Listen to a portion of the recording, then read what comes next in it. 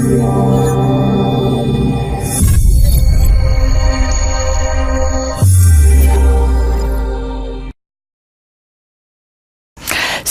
welcome to December, huh? Where did this year go? Here we go. Well, we are going to start a whole new series this month, and it is entitled Light of the World. Light of the world. Now, we've all heard that phrase, that quote, and it comes from the Bible. And it's usually that phrase that is describing Jesus as the light of the world. We're going to talk a little bit about that this month and what that means, light of the world, because it is his birthday month, right? So, in Matthew 5:14 through 16, it says, "You are the light of the world." And then right after that, it's followed by a parable. And the parable is, a city built on a hill cannot be hid. No one, after lighting a lamp, puts it under the bushel basket, but on the lampstand, and it gives light to all the house. In the same way, let your light shine. Let your light shine before others so that it may see your good works, so that they may see your good works, and give glory to your Father in heaven. Now, it doesn't say that one day you may be the light. And it doesn't say if you work really hard and you really struggle, then you might be the light. It doesn't say that. It says you're the light. You are the light. And it's speaking a fact that's already true. It's already an established fact. You are the light, period. Now, Ernest Holmes, the author of The Science of Mind and the founder of Centers for Spiritual Living, he was known for interpreting the Bible in very profound and powerful ways. He was a Bible scholar first in growing up, and then as he began to study metaphysics, he began to give us in my opinion, a more clear interpretation of what these mystical sayings really meant. And he tells us about this passage that Jesus was not referring to his human personality, but to the principle inherent in the generic man. They who follow this inner principle shall have the light of life, for this principle is life. This principle is life, which means when that author of Matthew, when they were writing that they're speaking of life itself. They're not really speaking about light. They're speaking about life itself, and that we are life on this planet, aren't we? If we're sitting in this room and we're all breathing, we are all life. So therefore, we are the light. We are the light. So we're going to be exploring this principle all month long about what is this thing called life, this thing called light, as we look at the holy days that are coming up throughout the month. And today we're going to be looking at it from the perspective of ourselves as the light. Ourselves as the light. And my talk is batteries included. We come with our own battery, don't we? Batteries included. And how we can shine our light through kindness and generosity. So during this season, I see everybody bundling up. Can we turn the air up just 1 degree, please? I got everybody bundling up here, including myself, so that would be great. I'm reminded during the holidays, I'm always reminiscing a little bit about holiday stories and things that happened in my family and in my life over the years. And I'm reminded of one year that I got a doll. And this doll was so cool. There was a box about this big, so it was a big box. And on the box it said, "She walks." She walks. Oh my gosh, this doll's gonna walk. I was so excited. But then I also noticed that it says, when I got her out of the box, it says, batteries not included, right? So I look in the box, there's no batteries. And I turned to my parents and I went, "Batteries?" And they said, just a stricken look on their face, all you parents know, right? "Oh my gosh, we forgot the batteries." Well, how disappointing for a little kid, right? No batteries to power my dolly. So there she stood all day Christmas Day, because back in those days, nothing was open on Christmas Day, right? Yeah. So there she stood, not walking, not moving, just looking cute, but looking like all my other dolls. She had no energy source. She had no battery. She had no battery. Business blogger Seth Godin, anybody heard of him? Love Seth, yeah. He has written recently that the single most important part of any project is the battery, the source of energy. The optimism and effort that turns the long shot into the sure thing, one day at a time. Now that was really what inspired this talk in me, because as I thought about it, it's not really about the physical battery itself. It's really about that idea of the optimism, the enthusiasm that is behind the ideas. We all have a lot of ideas and a lot of inspiration that comes to us, but I don't know about you, but does it ever fizzle and doesn't go anyplace? I mean, I've heard some wonderful ideas in my real estate career. I get projects that are brought into us all the time that just don't have any energy behind them. There's not a champion. There's not someone that comes in with the enthusiasm and the excitement to really champion that project and make a go of it. So it sits on the shelf and goes nowhere. Around here even, in our center, we have so many wonderful brainstorming sessions and wonderful ideas about how we want to grow and go and things we want to do. But as your senior minister, I'm here to tell you I cannot do all of them. I'm sorry, I cannot do all of them all by myself. I need you. You're my batteries. I need you. You are the enthusiasm, the energy, the excitement, the champions of these ideas. And we have so many beautiful small group leaders now in our community that are taking many of these ideas and moving them forward and building the small groups and the connections with them. And that's going to continue on, I know, into the new year. But that's part of it, is where's that enthusiasm, where's that energy? So when we look at the words of Jesus that were so frequently quoted, I am the light of the world, I think he said just about as many times, you are the light of the world. And I think his message was not that he was anything different or special, but they were all the same. Yes, I'm the light of the world, but so are you, because we're all the same. We are all that light and life of the world. We're all sons and daughters of the Most High God. In the Science of Mind, we frequently hear that we are a spark of the divine. That's actually in our Science of Mind text. And Ernest Holmes states in the text when describing the mystic Christ, because Jesus was the man, Christ was the consciousness, that higher evolution of consciousness that he represented. And when Holmes is talking about this mystic Christ, he says, as the Christ consciousness awakens within us, the divine spark shot from the central fires of the universal flame is able to warm other souls by the radiance of its own self-unfoldment. It's like a fire, the radiant heat. He goes on to say right after that, though, we can only give what we have. We can only give what we have. The only shadow we cast is of ourselves, and this shadow lengthens as we realize the great presence in which we live, move, and have our being. If I have 2, I can't give you 5, can I? I can only give you 2. If I have 12, I can't give you 100. I can only give you what I have. So we can only give the best of ourselves, the depth of our own consciousness, the light of our own fire. He's telling us that as we awaken in consciousness, that our shining light can awaken others to their own divine light. It's almost that spark is a spark of starting a new fire, right? Of brightening a new flame. What are those things called? The bellows, I think, for the fireplace? It's almost like we're that, and we're helping other flames to be illuminated within others. Our essential nature is pure and unbounded spirit. That's who we are. That's what we are, is spirit. When we're born as radiant beings of love, and we're here to express that love. Many of us, as children, maybe didn't feel loved. Maybe didn't feel we were lovable. And now we deal with that. And we found that maybe, I don't know about you, but I sometimes heard, don't get too big for your britches. Anybody ever heard that one? I was raised in the country, so I got some little sayings like that.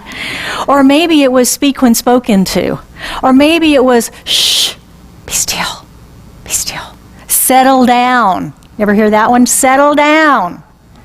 In our excitement and our enthusiasm for life, we got a little rambunctious. And we realized that in order to be in a place of feeling safe, that we needed to crawl under that basket they were putting over us and stay there. We needed to hide our light, not shine it quite so brightly. It's safer in the dark. It's easier to hide in the dark, isn't it? It's not so easy to hide when you're out there in the light. It's much easier to hide when we're in the dark. So little by little, we got under that basket a little bit more and more with our light and not letting it shine. Holmes tells us in Science of Mind frequently that self-healing must come first of all. That's what we teach our practitioners when we start practitioner training. Practitioner, heal thyself, because you cannot help others until you do. It's like our airplane story, right? What's that instruction? If oxygen masks drop from the ceiling, put yours on first before you help others, right? What they're really saying is, put your own mask on, because otherwise you're going to be part of the problem because you can't breathe, and we're going to have to take care of you. And we'd rather you help us. So put your mask on, and then you can help us help others. So that's the thing. Heal thyself. Self-healing is the first. He tells us, and I love this. It's really, I'm going to just read it. He tells us that any type of healing, and healing is the emancipation of the mind. All healing is the emancipation of the mind from every form of bondage through a new concept of God. Do that again. All healing is the emancipation of the mind from every form of bondage through a new concept of God. And he says, is simply becoming conscious of the fact that our life is rooted in the life of God. There's one life. That life is God. That life is my life now. Remember our aspen trees? Rooted in one root system, and all the trees look individual, just like us. We're rooted in the life of God. We are one. We're back to the oneness and the wholeness. So our work is to heal what ails us, to free our minds, to emancipate ourselves from whatever that bondage is that we are allowing ourselves to suffer under, and to create an opening within ourselves for that experience of higher consciousness and higher awareness. But we've been taught through our experience that maybe we're not worthy of that, right? We're not good enough for that. Or the other side of it is we've let our light shine, perhaps, and been told we're too bright. We make others uncomfortable. Because think about it. When we begin to shine our light brightly, there's a change, right? Because we're going from being under that basket with a dim light, perhaps, to moving into a brighter expression of ourselves, and that's a change. And not only do we have to grow into that change, but the others around us are experiencing us differently. They've got to grow into it. It can be an uncomfortable time, can't it? As we begin to step into that light shining, it can be an uncomfortable time. And that's why we say frequently that if you have a dream, share it with people that will support and nurture it, because that dream is like a little sprout. And if you're not with people that are going to nourish that with you, it will be ground out and not survive. And the same is true here with shining our light. Be with those that can appreciate and support that magnificence of the light that you're bringing forth and shining into the world. This whole thing reminds me of Marianne Williamson and her quote that we hear so frequently, which is, our deepest fear is not that we are inadequate. Our deepest fear is that we are powerful beyond measure. It is our light and not our darkness that most frightens us. That most frightens us is our light and being the magnificence that we have come here to be. That's a scary thing. I want to read the rest of this quote because it's so powerful. We don't hear it very frequently. She goes on to say that love is what we were born with and fear is what we've learned here. Joy is what happens to us when we allow ourselves to recognize how good things really are. And we can always choose to perceive things differently. You can focus on what's wrong in your life, or you can focus on what's right. She says we are not held back by the love we didn't receive in the past, but by the love we're not extending in the present. In every community, there's work to be done. In every nation, there are wounds to heal. In every heart, there's the power to heal it. Maturity includes the recognition that no one is going to see anything in us that we don't see in ourselves.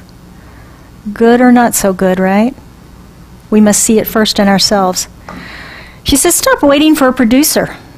Produce your own life. Produce your own life. And if I choose to bless another person, I will always end up feeling more blessed. And that's our kindness and generosity we're talking about today. And the goal of spiritual practice is full recovery. And the only thing you need to recover from is a fractured sense of self. I think of the crackly glass that we see. That's the fractured sense of self. It's still together, but it's crackly. We've been banged up and bruised and battered over life and all the things that have happened. Heal that fractured sense of self, for we are whole, perfect, and complete beings of light, because we have life. Because we have life. And we have heard this idea of you are the light, not only in Christianity. It's in Islam, it's in Judaism, it's in Hinduism, it's in Buddhism, it's in philosophy, it's in every spiritual teaching, minor and major, every mystical teaching. There must be some truth to it, right? There must be some truth to it. So this is our work. This week, this month, and in the coming year. This is our work. We must continue to awaken in consciousness so that we can give what we have to others. So that we can give what we have to others to fulfill our responsibility. Because the other piece of that parable about the light under the lamp, under the bushel, but up on the lampstand, we don't put the light in the floor because we know it illumines just a little bit, right? When we put it on the lampstand, we illuminate more. So it's not only to remove the basket from our light and let our light shine, but to put it up on the lampstand. Let it shine brightly and illuminate our world. Illuminate our world. That's the other part of that teaching. Up on the lampstand. Up high. Let it shine.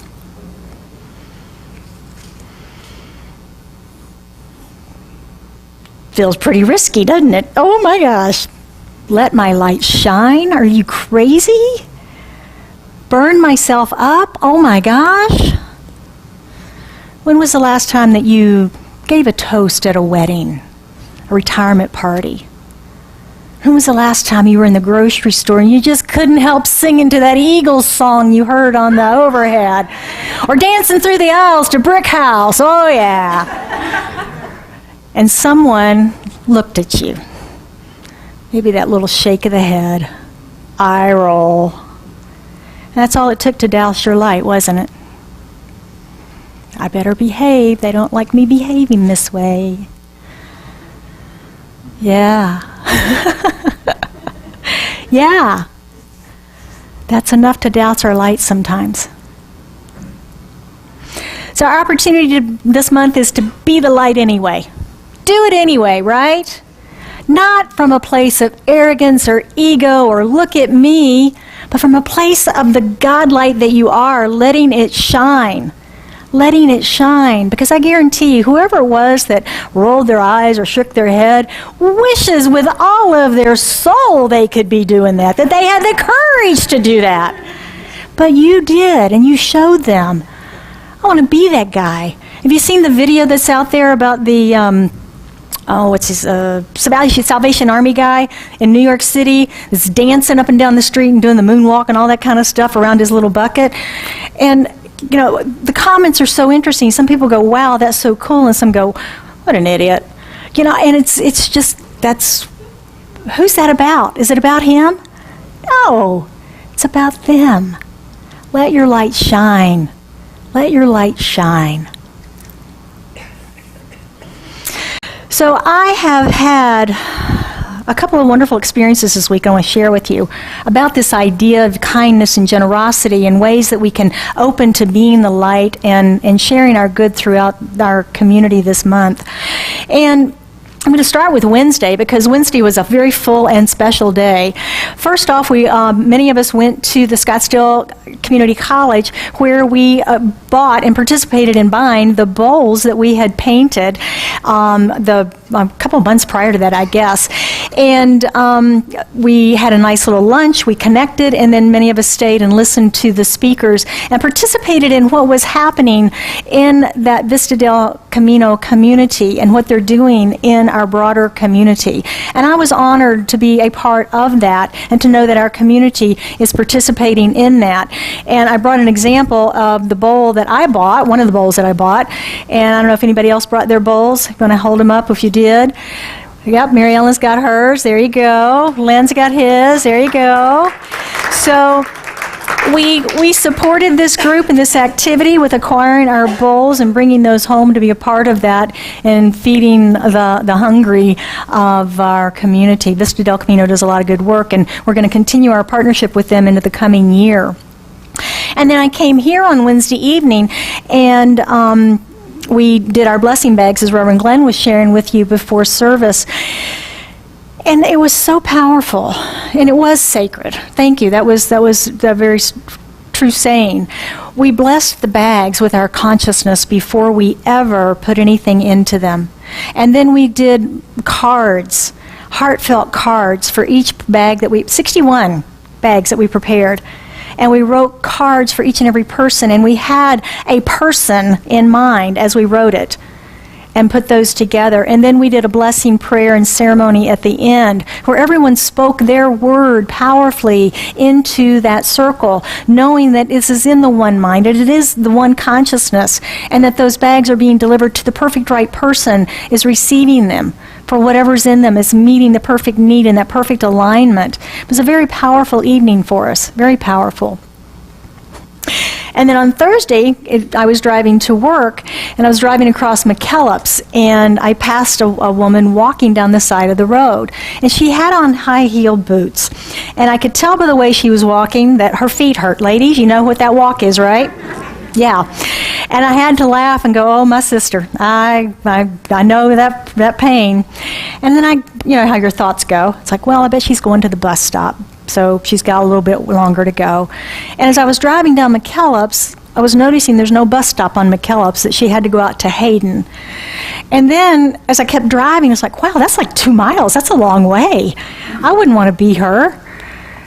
I don't have time to go back and get her. I got to go to the office. And I'm just doing my whole mental thing until I got to the end of the street and made a U-turn and went right back. And as I pulled off the side of the road and rolled down my window, she just got in the car. I know usually people go, hello, you know, who's in there? And then, would you like a ride? She's got in the car, started talking, and I found out that she was going to the bus stop on Hayden, but her ultimate destination was right around the corner from my office. So I said, well, it's your lucky day. I'm going to take you all the way home.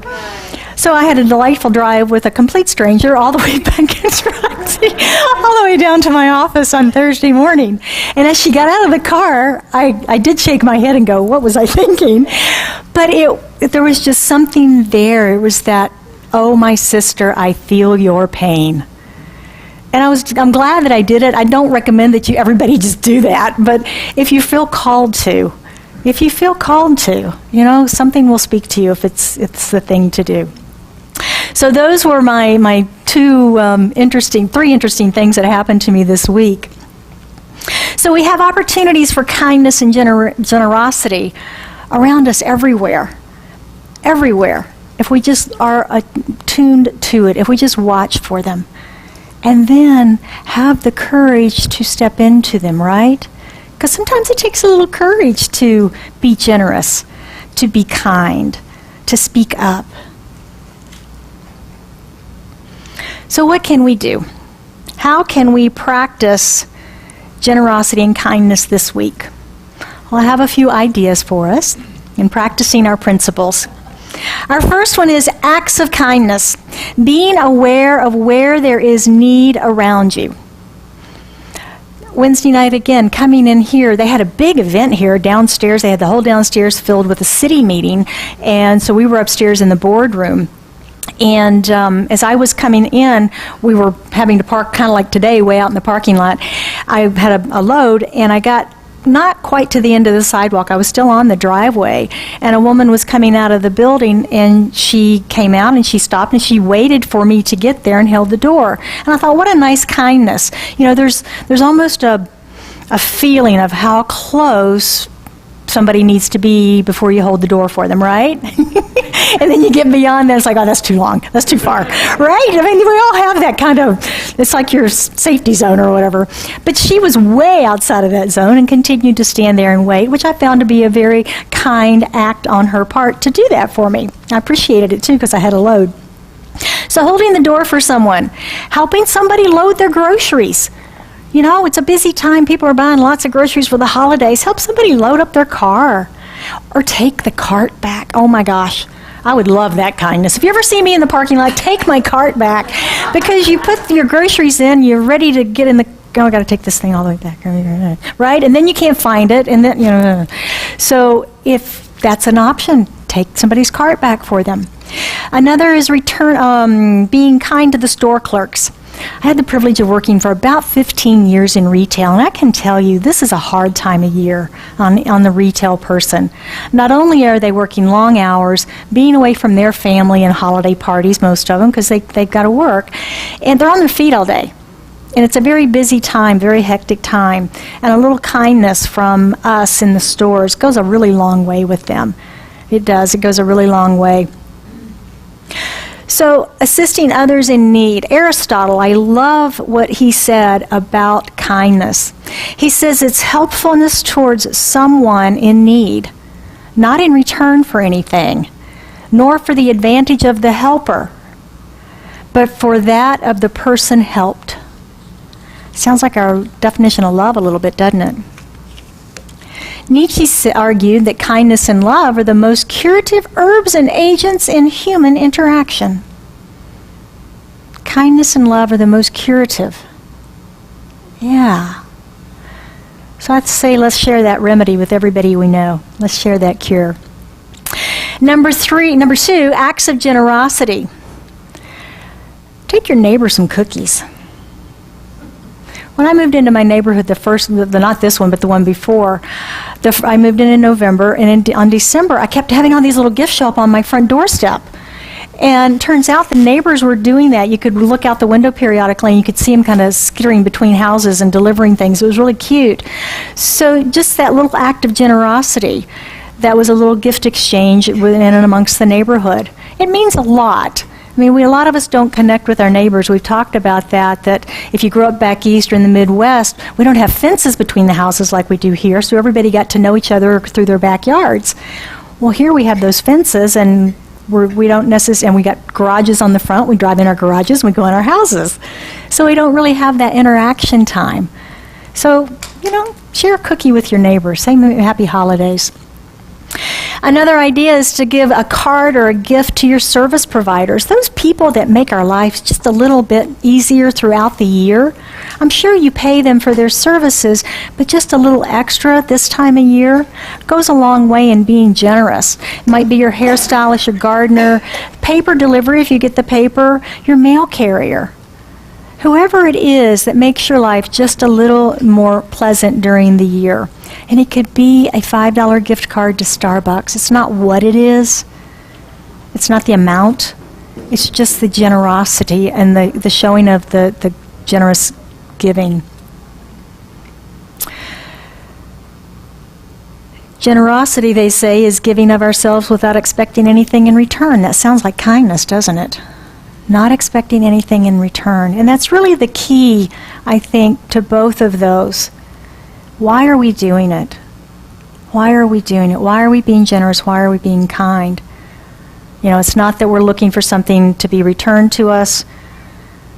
Our blessing bags, 61 of those out there going to people, we're not going to get a thank you because we don't know who they're going to. And that's okay. I can assure you that the 11 that were in that room were so filled up with joy and gratitude for the creation of those bags and what we've already done, that we're full. We don't need a thank you from anybody on that. Number 3, stay by the fire. Stay by the fire.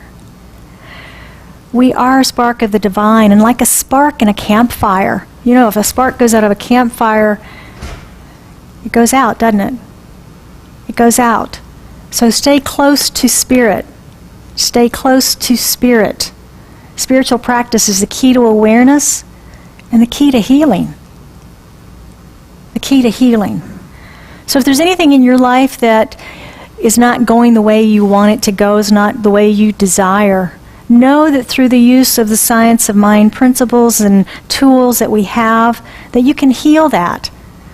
You can heal that. You can free your mind from that. If you need support in that knowing, we have licensed professionals, they're known as our practitioners, that can help you with that can serve you. If you can't know the truth, they certainly can and do. They stay filled up every day. They stay filled up and ready every single day. They're like a fire truck. That just popped in my head. They're like a fire truck. You know, the fire trucks are always ready to go. They're always clean. They're always loaded. They're ready to go. That's our practitioners. You're now our fire truck.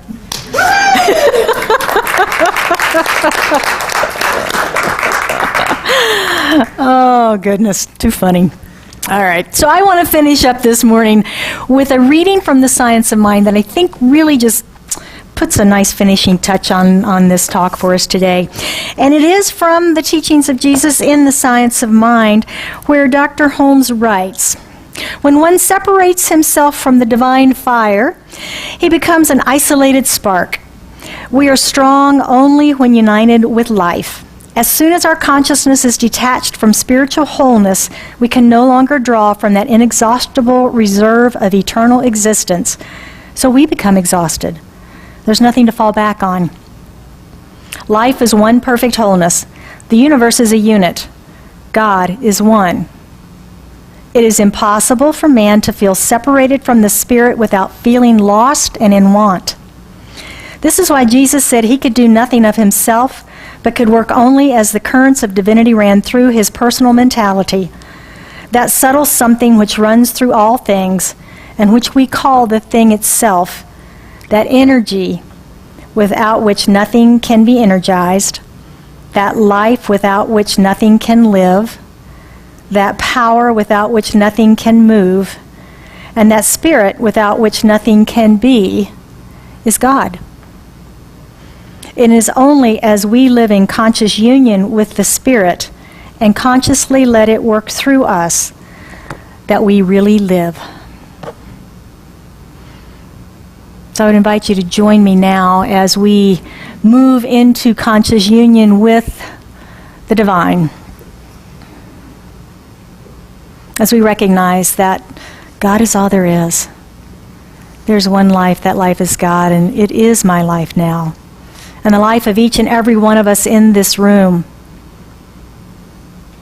It is the light and the life that is shared with each of us. As we breathe and our hearts beat, and we have our very beingness in that one, rooted in the divine, as Dr. Holmes said, like our aspen trees, all of that same root. So I know, claim, and accept for each of us this day that absolute recognition of the wholeness that we are, of the light that we are. As I know each of us shines our light brightly, placing it upon the lampstand high in the air, to warm and illuminate others, to be the flashlight for others on the path when perhaps their light is a little dim and they're feeling a little afraid.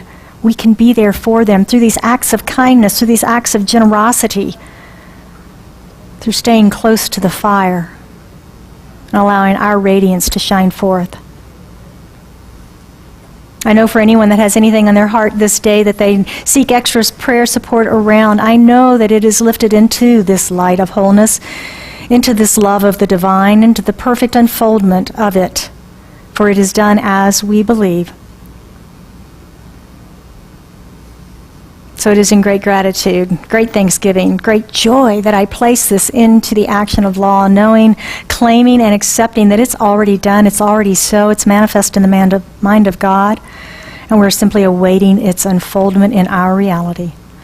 I let it be, and we say together, and so it is.